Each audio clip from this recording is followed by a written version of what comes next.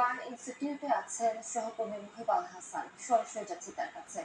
মুহিব, আমি রাজধানীর বার্ন ইনস্টিটিউটে রয়েছে। এখানে বিধ্বস্ত অবস্থা, বিমান বিধ্বস্তের ঘটনা। এখানে ৪০ জনের মতো চিকিৎসাধীন রয়েছেন। এর মধ্যে ৯ জন আইসিইউতে রয়েছে। তার মধ্যে সবশেষ তথ্য অনুযায়ী ৩ জনের মৃত্যুর সংবাদ পেয়েছি।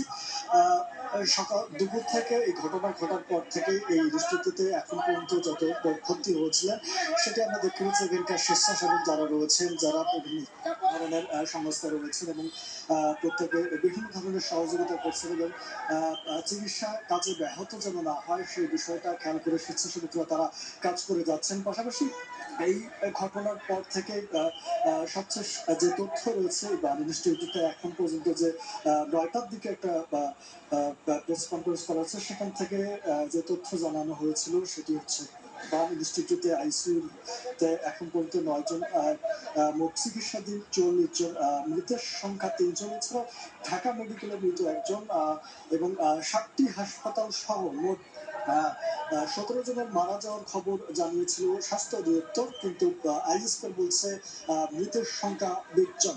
এই দুপুরে এই কলেজের মর্মান্তিক যে দুর্ঘটনাটা ঘটে এবং সেই ঘটনায় অনেকে এখন পর্যন্ত বেশ কিছু শিক্ষার্থী নিখোঁজ রয়েছে। তাদের পরিবার এবং স্বজন যে আহাজারি এবং মৃত যারা হচ্ছেন অনেকে নিখোঁজ এবং নিখোঁজ অবস্থায় হচ্ছেন, অভিভাবকরা তাদের স্বজনকে খুঁজে বেড়াচ্ছেন, সেই তথ্য কিন্তু আমরা জেনেছি। এবং আরেকটি বিষয় রয়েছে, আজকের মতো এখানে বার্ন ইনস্টিটিউটে সবশেষ যে সংবাদ সম্মেলন হয়েছে এবং এটি আগামীকাল সকাল ৮টায় বার্ন ইনস্টিটিউটের পক্ষ থেকে সংবাদ সম্মেলন করে জানানো হবে কতজন চিকিৎসা নতুন করে যুক্ত হয়েছেন, নতুন গুরুতর গুরুতর অসুস্থ কতজন সেটি আগামীকাল সকাল ৮টায় জানানো হবে। এছাড়াও এখানকার সবশেষ যে তথ্য হাসপাতাল কর্তৃপক্ষকে পাওয়া গেছে এবং সেখানে সেই তথ্য অনুযায়ী গুরুতর অবস্থায় রয়েছেন প্রায় ১৭ জনের মতো, সেই তথ্যটা জানিয়েছেন। এছাড়াও এর মধ্যে আরো ২ জনের খবর, মৃত্যুর খবর পাওয়া গিয়েছে, কিন্তু সেটি হাসপাতাল কর্তৃপক্ষ না, এখানকার স্বেচ্ছাসেবকরা জানাচ্ছিলেন এবং বলছিলেন।